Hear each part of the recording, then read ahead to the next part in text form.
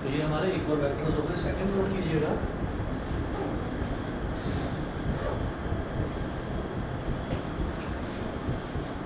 Negative of a vector, negative of a vector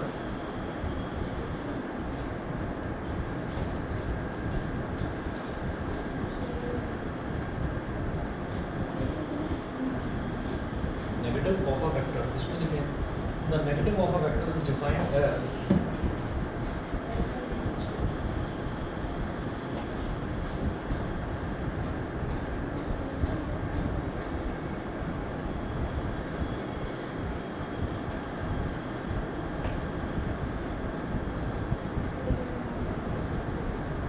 the negative of a vector is defined as another vector having the same magnitude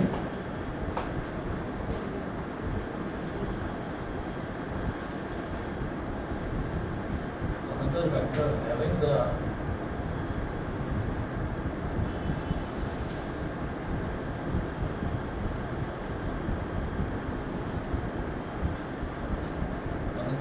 having the same magnitude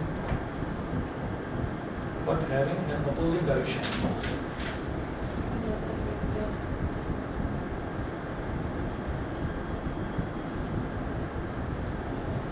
But having an opposite direction.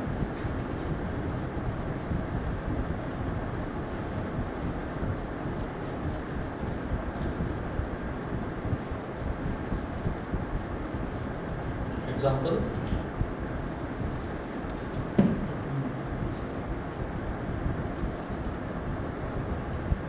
ये तो ए vector है,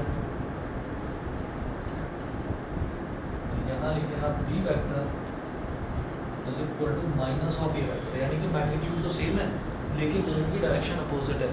magnitude same है, direction opposite है, तो हम ये कहेंगे कि एक वेक्टर दूसरे वाले वेक्टर का नेगेटिव है, इसको बोलते हैं negative of a vector. Third term लिखेंगे मॉडुलस ऑफ अ वेक्टर,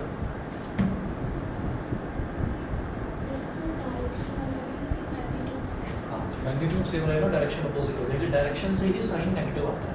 ठीक है, मैग्नीट्यूड कभी भी नेगेटिव नहीं होगा, मैग्नीट्यूड मतलब लेंथ, तो कभी भी किसी भी वेक्टर की लेंथ नेगेटिव नहीं हो सकती। ठीक है, किसी भी चीज़ की लेंथ तो नेगेटिव हो ही नहीं सकती।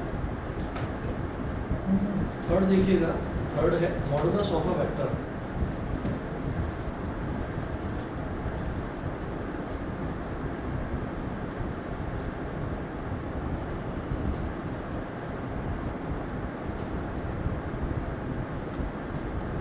Modulus of a vector. The modulus of a vector means the length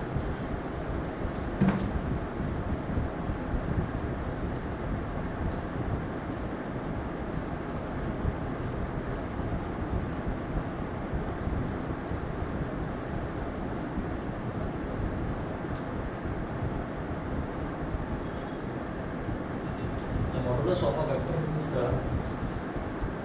modulus of a vector means the length or the magnitude of that vector, means the length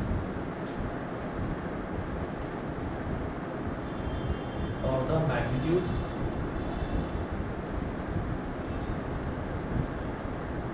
of that vector, means the length or the magnitude of that vector. It is a scalar quantity. It is a scalar quantity.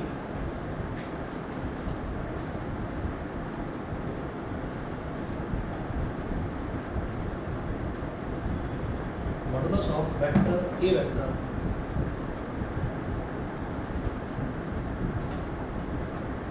Modulus of vector